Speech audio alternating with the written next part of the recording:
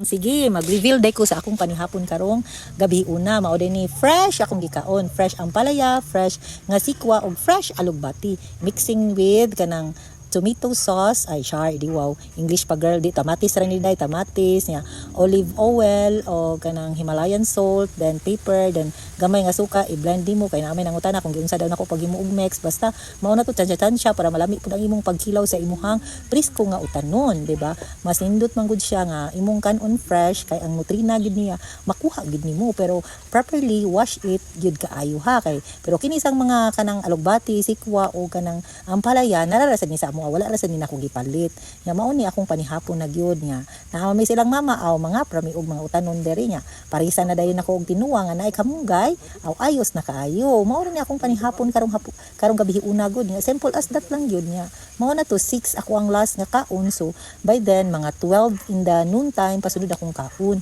nya mao kay let kanang ato sang kanang itigaan og chance bang atong lawas nga i-digest niya nga atong gikaon, hoping nga dili man ko nagpakamaayo sa akong kaugalingon ban, but base lang sad na sa akong nabasahan, sa akong na-research. So kita man gud nga tawo kanang usahay mahadlok ta sa atong sakit tungod kay lack of knowledge lang kita. Ang kanang kuan man gud ang una nato nga masakit kita is fear man of the unknown, nga nasakit ta diyang dapita, but if you research kanang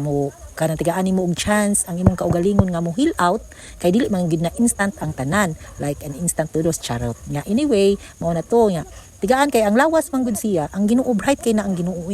gitigaan kaniya og kanang lawas, pero gitigaan pud kaniya og little doctor sa imuhang kaugalingon, pero ayaw pud siya dali-dali kay kung naa kay infection nga nisud karon sa imong lawas, meaning to say para ra ni nakuha idea sa ni nakuha, wala dili ni medical nga advice, kung dili para ra sad nako sa ako ra sang na research akong kaugalingon kay kanang according magud sa akong nahibal-an nga ang lawas gani kung nasakit ka anang cancer whatsoever, ang imong lawas ni signal na nimo nga uy kanang naa ko aning sakita, so para nako dili gid siya cutting, kun dili i-boost nimo imong immune system, tabangan nimo imong lawas kung saon niya pag-fight sa unsay naa karon diha nga nisud sa imong kaugalingon, dili nimo siya hatagan og mga toxic haron mas mo kuan siya mo live siya mo fight siya sa unsay bakterya nga ni hatag karon sa imong atake sa imong lawas, like mukaon na ka og mga healthy foods niya kanang kuan kanang healthy na diet niya, mga vitamins dira sad pagkaon ta mo salig naa sad tay mga supplements sa atong lawas nga i-intake nga kanang si Mr. Sun usay manggod nakalimtan na gid nato ang adlaw nga dako di na siyang tabang sa atong kaugalingon no, kay tungod sa atong kapaspas sa panahon karon kailangan ta mangita og kwarta, so nalimtan na nato si Mr. Sun nga kailangan di sa atong lawas nga ang kanang pagkatug ang sayo kay usay stress ta, di ba, nga pangita og kwarta mauna usa ka rason nga dili na sa ta ka-realize nga gikinahanglan din na sa atong lawas ba, usa na si Mr. Sun, Mr. Sunlight nga exercise bisan gamay nga paugnat sa kusog in a day, di kay ang exercise ra sa baba na to mga inahan kada buntag sayo sa atong mga anak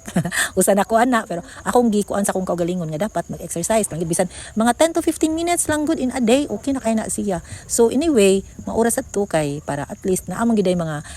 follower nga na-encourage nako no, kay wala man gid ko nagpa-opera sa akong kaugalingon no, kay nagtuog gyud ko og akong gihuptan nga naagi Ginoo dayon, kay bawo siya sa tanan salig tuo sa Ginoo ug pag-ampo. Bye bye for now.